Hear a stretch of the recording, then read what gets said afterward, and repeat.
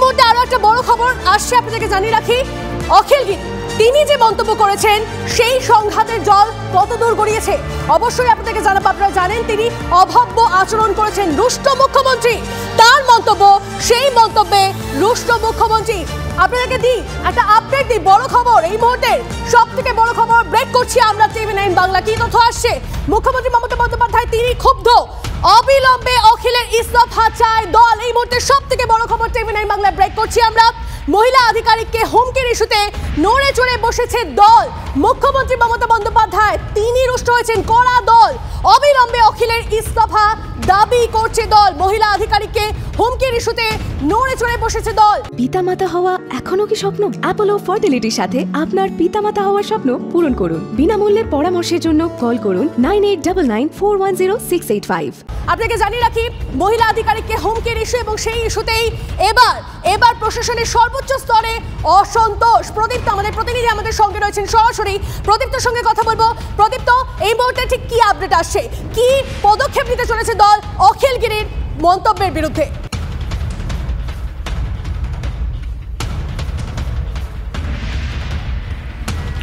দেখো, স্বাভাবিকভাবেই মমতা বন্দ্যোপাধ্যায় এই ঘটনায় তিনি ক্ষুব্ধ হয়েছেন। তার কারণ অখিলগিরি অতীতেও যে কাজ করেছিলেন রাষ্ট্রপতি দ্রৌপদী মুর্মুর ঘটনায়, সে সময় খোদ মুখ্যমন্ত্রীকে আসরে নামতে হয়েছিল, তিনি ক্ষমা চেয়েছিলেন, ফলে গোটা বিষয়টা সে সময় থিতিয়েছিল। কিন্তু বারংবার এক মন্ত্রী যদি এই ধরনের ঘটনা ঘটান, আর মহিলা একজন রেঞ্জ অফিসারকে যে ভাষায় তিনি কথা বলছেন, আদতে মহিলাদের অপমান। যেখানে মহিলা ভোট ব্যাংকের ওপরে ভিত্তি করে তৃণমূল কংগ্রেস গত লোকসভা ভোটে ভালো ফল করেছে, সেই জায়গা থেকে দলের শীর্ষ নেতৃত্ব অত্যন্ত ক্ষুব্ধ। যে কথা আমরা কিছুক্ষণ আগেও বলছিলাম যে দল কোনোভাবেই সমর্থন করছে না এই ধরনের মন্তব্যকে। আগামীকাল ক্যাবিনেটের বৈঠক রয়েছে, সেখানে মুখ্যমন্ত্রী মমতা বন্দ্যোপাধ্যায় অখিলগিরিকে ভৎসনা করবেন, এরকমটাও একটা শোনা যাচ্ছে এখনো পর্যন্ত তৃণমূল সূত্রে। এবং তার পাশাপাশি গোটা ঘটনাতেই দল চাইছে যে অখিলগিরি তিনি নিজে থেকেই ইস্তফা দিন। তার কারণ তার জন্যে বারংবার মন্ত্রিসভা, তৃণমূল কংগ্রেসকে বারংবার কোথাও ভাবমূর্তি নষ্ট করতে হচ্ছে, তৃণমূলের যে ভাবমূর্তি সেটা নষ্ট হচ্ছে। এবং 2026 খুব বেশি দিন বাকি নেই, 21শে জুলাইয়ের মঞ্চ থেকেই কিন্তু দলকে ভিন্ন পথে হাঁটার একটা বার্তা দিয়েছিলেন মমতা বন্দ্যোপাধ্যায়, অভিষেক বন্দ্যোপাধ্যায়রা। দলের সমস্ত নেতৃত্বকে একেবারে নিচুতলা থেকে উপরতলা প্রত্যেককে সতর্ক করা হয়েছিল। তাদের আচার আচরণ, তাদের চলাফেরা সবটা মিলিয়ে মিশিয়েই যে কথা বলা হয়েছিল অখিলগিরি কিন্তু আমরা দেখেছি যে কুণাল ঘোষ তিনিও এক্স হ্যান্ডেলে পোস্ট করেছেন অখিলগিরির মন্তব্য একেবারে অবাঞ্ছিত তিনি বলেছেন। সেটাই কি একটা ইঙ্গিত ছিল যে অখিলগিরির পথ এবার অস্বস্তি তৈরি হচ্ছে, তিনি পথ খোয়াতে চলেছেন?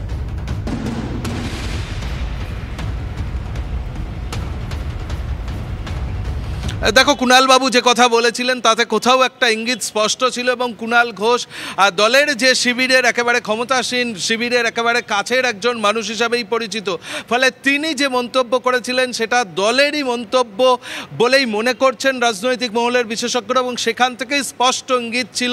এবং তার আগেই দেখো, অখিলগিরির পারফরমেন্স লোকসভা নির্বাচনে, অখিলগিরির পারফরমেন্সও খুব ভালো নয়। খুব ভালো কেন, ভালো নয়, অন্তত তৃণমূল নেতৃত্ব সেটা মূল্যায়ন করেছে। এবং সেই জায়গা থেকেই অখিলগিরিকে সরানোর একটা পরিকল্পনা, সরানোর একটা ভাবনা কিন্তু তৃণমূল নেতৃত্বের মধ্যে ছিল। গতকাল মনীষা সাউকে, কাথির মহকুমার রেঞ্জ আধিকারিককে যেভাবে তিনি হুমকি দিয়েছেন, শাসিয়েছেন, চাকরি খেয়ে নেওয়ার, ডাং দিয়ে মারবেন, এবং যে ধরনের আচার আচরণ করেছেন, তাতে অখিলগিরির মন্ত্রিসভা থেকে যাওয়া শুধুমাত্র সময়ের অপেক্ষা, এমনটাই চর্চা চলছে রাজনৈতিক মহলে। এবং অখিলগিরিকে সরানোর বিষয় নিয়ে যখন ভাবনা চিন্তা হচ্ছিল, সেই সময় এই মন্তব্য তাকে সরিয়ে দেওয়ার বিষয়ে একেবারে 100% সিদ্ধান্ত নিতে হয়তো তৃণমূল নেতৃত্বকে সাহায্য করবে, এমনটাই অনেকে বলছেন। এবং খোদ মুখ্যমন্ত্রী, তৃণমূল নেত্রী তিনি যেমন রুষ্ট, তৃণমূলের আর এক শীর্ষ নেতা অভিষেক বন্দ্যোপাধ্যায় এই ঘটনাটিকে ভালোভাবে নেননি, সেটা তার ঘনিষ্ঠ মহলে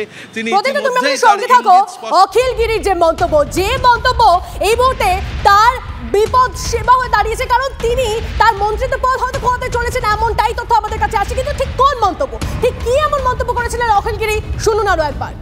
আমি ডিউটি করছি বলে তুলে নেবে, কেউ কাটেনি, বসিয়েছো, আমি বারণ করে গেছি তাও বসিয়েছে দোকান। আপনি সবাইকে নিয়ে চলুন, বেশি দিন থাকতে পারবেন না, আপনার আয়ু 7-8 দিন 10 দিন। আমি আপনাকে বলছি কে বিড অফিসার আমি জানি ফরেস্টের কি কাজ হয়, কত বড় দুর্নীতি আমরা সব জানি। আমার জানি বিড অফিসারের বিরুদ্ধে কি আছে আমি জানি পাবলিকের, আমি কিন্তু ফাঁস করে দেবো সব বিধানসভা। আপনি আমাকে চিনেন না, আমি ওই সমুদ্রে ওসব কথা বলবেন না আপনি আমাকে। আপনার সাথেও নেই, ওদের সাথেও পার্সোনাল নেই। আমি আমার আপনি এখানে থাকবেন না। আমাদের কাপড় ছাড়া হয়েছে, তোমরা তো পুরো মিথ্যা হয়। আপনি জনগণকে গুন্ডা বললেন না ম্যাডাম, এই জনগণের পয়সায় বেতনটা পাচ্ছেন, এই জনগণের পয়সা।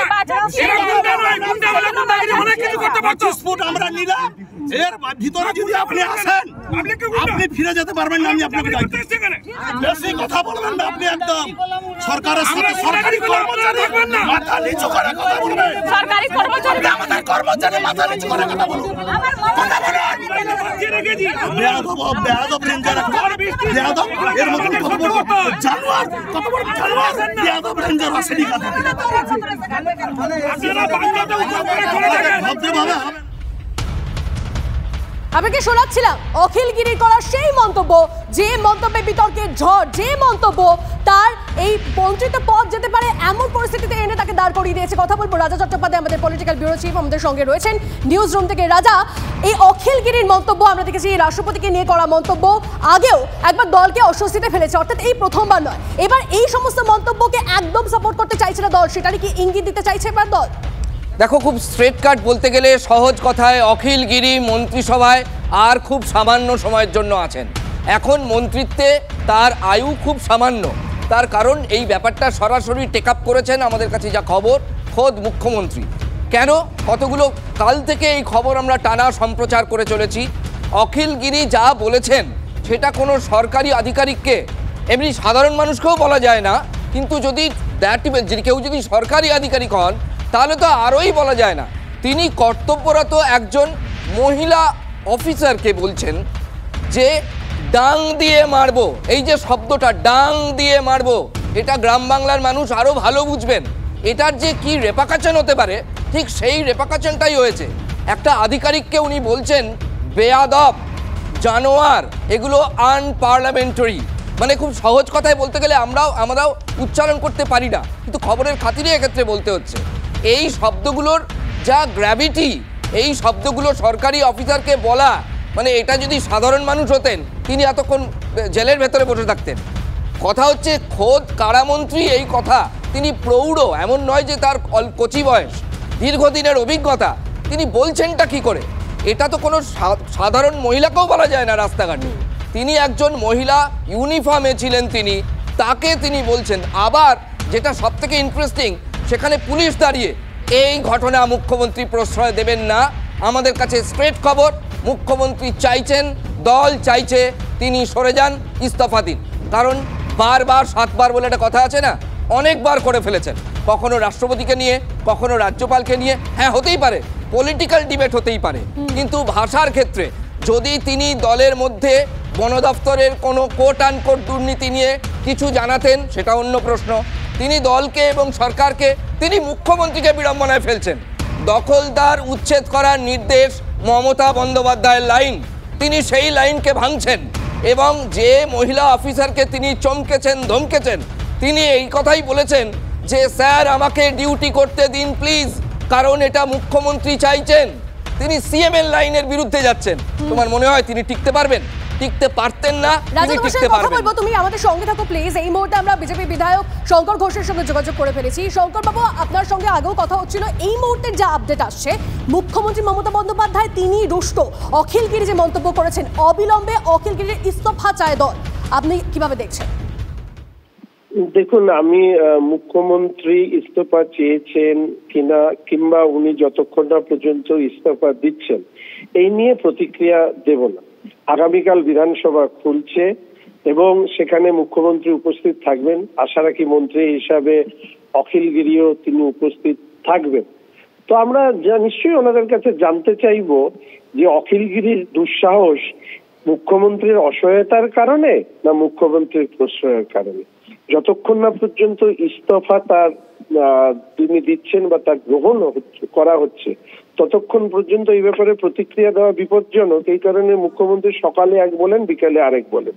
ফলে এখন একটা দিলাম, পরে যখন উল্টো হয়ে যাবে তখন উল্টো প্রতিক্রিয়া দেওয়া সম্ভব নয়। ফলে অপেক্ষা করি, কালকে বিধানসভা খোলার পরেই পুরো বিষয় নিয়ে আমাদের বিরোধী দলনেতা সাথে থেকে তিনি প্রতিক্রিয়া দেবেন।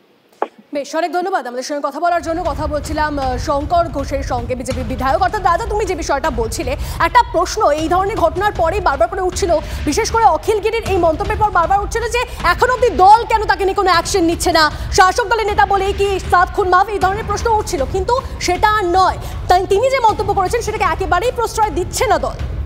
প্রশ্রয় তো দেওয়ার কোনো প্রশ্ন নেই। দেখো, আরেকটা বিষয় এখানে যেটা ইম্পর্টেন্ট, তিনি 3টে বিড়ম্বনা তৈরি করেছেন। আরে তার নিজের ছেলেই তাকে সাপোর্ট করছে না। তার ছেলে, তিনিও তো জনপ্রতিনিধি, তার ছেলেই বলছেন বাবা ওই কাজ করে ভুল করেছেন। মানে যেভাবে তিনি যে ভাষার প্রয়োগ করেছেন, অর্থাৎ তিনি দলে, তিনি প্রশাসনে, কালকে দলের মুখপাত্ররাও বুঝিয়ে দিয়েছিলেন, ফলে যে তার উপরে দল কতটা রুষ্ট। তিনি দলে, প্রশাসনে এবং পরিবারে 3টে জায়গাতেই তিনি বিড়ম্বনায় পড়েছেন। আরেকটা বড় কথা, তিনি তার সরকারকে দুর্নীতিগ্রস্ত বলছেন। কি করে? তিনি বলছেন আমি বিধানসভায় গিয়ে সব খাপ খুলে দেব, আমি বিধানসভায় গিয়ে বলবো যে কি কি হয় বন দফতরে। আপনি যদি সবই জেনে বসে থাকেন, এতদিন আপনি চুপটি করে বসেছিলেন কেন? ফলে তিনি নবান্নের বিড়ম্বনা, তিনি দলের এবং প্রশাসনের সর্বোচ্চ স্তরের বিড়ম্বনা বাড়িয়েই চলেছিলেন। ফলে আর সহ্য করার কোনো ব্যাপার নেই। আমাদের কাছে যেটুকু খবর, এবং সেটা পাকা খবর, যে অখিলগিরিকে ইস্তফাপত্র যত সত্বর সম্ভব জমা দিতে বলা হচ্ছে।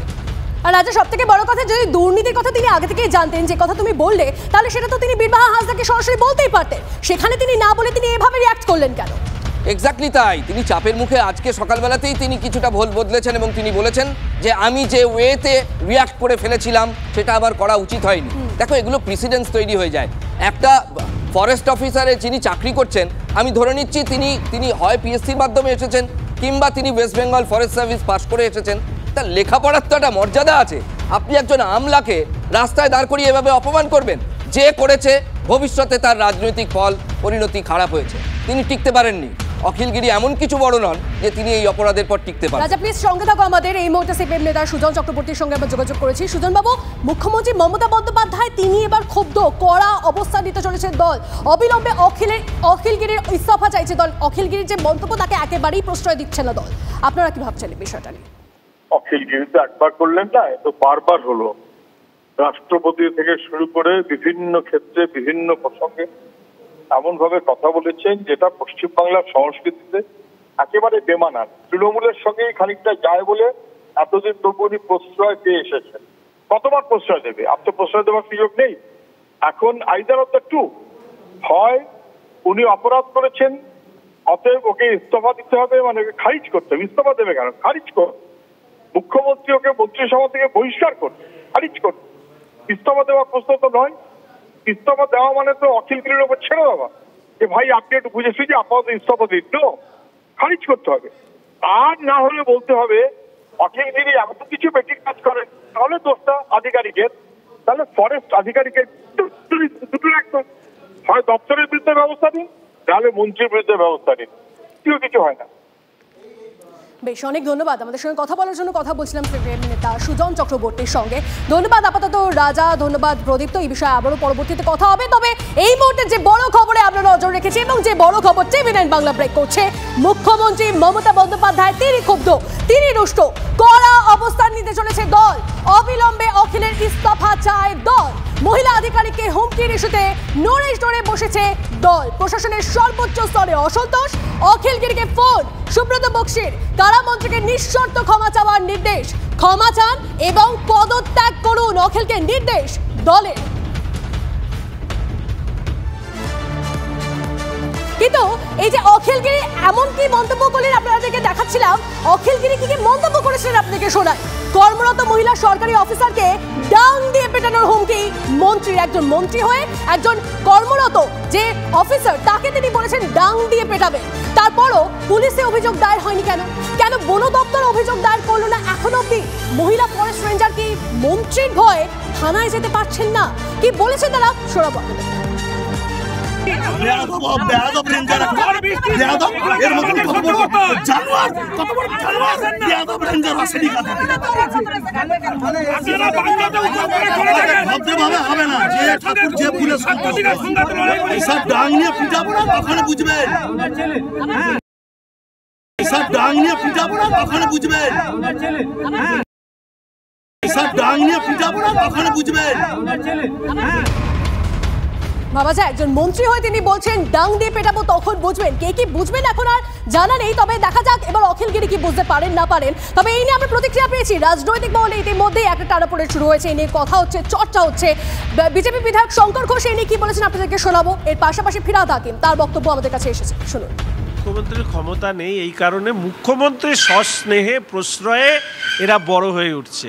এই সব দেখে যাতে মানুষ তৃণমূলের বিরুদ্ধে মুখ খোলার সাহস না পায়, যারা অনৈতিকভাবে যারা জমি দখল করে আছে ইত্যাদি করে আছে তারা যাতে আরও বলিয়ান হয়, ভোটের সময় যাতে ভোট লুট করে। ধৈর্য হারালে চলবে না, ধৈর্যের সাথে যে কোনো সমস্যার সমাধান করতে পারে। হতে পারে আমার কনস্টিটিউয়েন্সিতেই কোনো অসুবিধা, আমার কোনো সহযোগী আমাকে সকাল থেকে মাথার কানের কাছে বক বক করতে হতে মাথাটা গরম করিয়ে দিল, কিন্তু তার মধ্যেও নেতৃত্ব দিতে গেলে ধৈর্য রাখতে হবে। যেটা মুখ্যমন্ত্রী আমাদের শিখিয়েছেন সেই কাজটাই করতে হবে।